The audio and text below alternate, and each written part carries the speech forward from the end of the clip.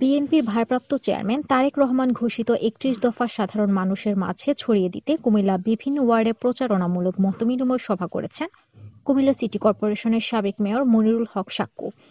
গতকাল শুক্রবার সন্ধ্যা ৭টায় পাথুরিয়াপাড়া শ্যামবাপুকুর পাড় ১৭ ওয়ার্ড বিএনপির আয়োজিত মতবিনিময় সভায় প্রধান অতিথি হিসেবে বক্তব্য রাখেন কুমিল্লা সিটি কর্পোরেশনের সাবেক মেয়র মনিরুল হক সাক্কু।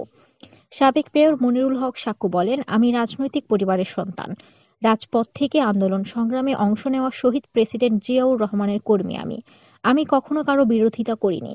যে পদে আমি নির্বাচন করব না সেই পদের বিরোধিতা করব কেন?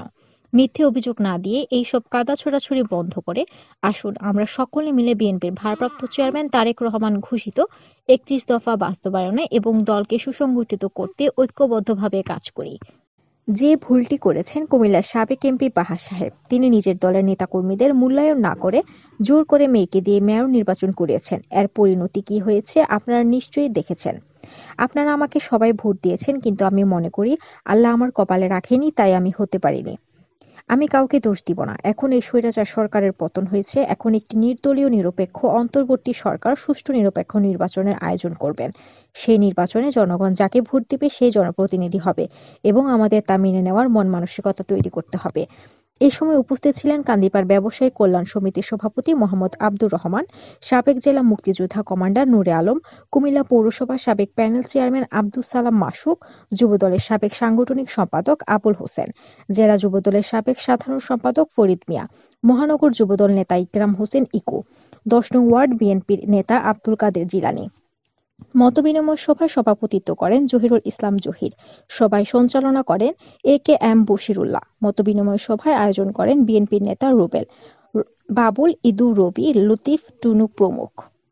তৃষা, আলোকিত কুমিল্লা নিউজ ডেস্ক। সবার মাধ্যমে বাংলাদেশ জাতীয় কোনো কথা বলবো না, আমি আগে বলছি আপনাদেরকে আমি সালাম দিব। নাম করে আমি লীগের নেতা, ওনার লোকের পরিণত করে আমরা রহমত আন্দোলন তো আমি ফাঁস করছি, ঠিক না? ইনশাল্লাহ আমাদের নেত্রী আমাকে আবার 2 মাসের মাথাতেই দলের আবার অন্তর্ভুক্ত করছে। আমি আস্তে আস্তে সিটি ঘোষণা চালাইতে চাই ইনশাল্লাহ। করে দেখুন যে আমার নিজের ডাকে নিয়ে আমাকে দানেশ্বর হাতে দেয়, আমি আবার দানেশ্বর মার্কে আমি ইলেকশন করে আমরা রহমতে আমি আবার সিটি ঘোষণা দ্বিতীয়বার আমি জয়যুক্ত সিটি ঘোষণা মেয়র হই। আমি আমার কার্যক্রম এটাই, আমি মেয়র ছাড়া আমি কোনোদিন কিছু করি নাই। এই কথার কারণ হলো 2008-এ যখন তথ্য ঘোষণার আন্ডারে একটা নির্বাচন হয়, এই সময় আমাদের ইয়াসিন ভাই উনি নির্বাচন করে, আমাদের যে এমপি আমি লীগের আগমত বাহাদুর সাহেব উনি নির্বাচন করে। আমরা তো কুমিল্লায় আসলাম না, কেসের কারণ আমরা ছিলাম ঢাকায়। 2009-এ আমরা আসি। এদিকে মা বোনেরা যারা আইসেন উপস্থিত আছেন, আমার ভাইরা মুরব্বীরা আছেন, আমরা বলেন তো 2008-এ আমরা কেউ বলছি আমরা ইয়াসিন ভাইয়ের ভোট দিন না বর্তমান দিকে উনি দাঁড়াইছে, আল্লাহ ফাঁস করেছেন, আল্লাহর ব্যাপার। আমি তো 2বার 2022, 2024 2বার আমি পরাজিত হয়েছি। আন্দোলন আমার লোক আছেন, এদিকে তোলে আমি কি দোষটা দেবো কেন? হয়েছে ভাগ্যের ব্যাপার, আল্লাহ দিচ্ছে না, ঠিক না?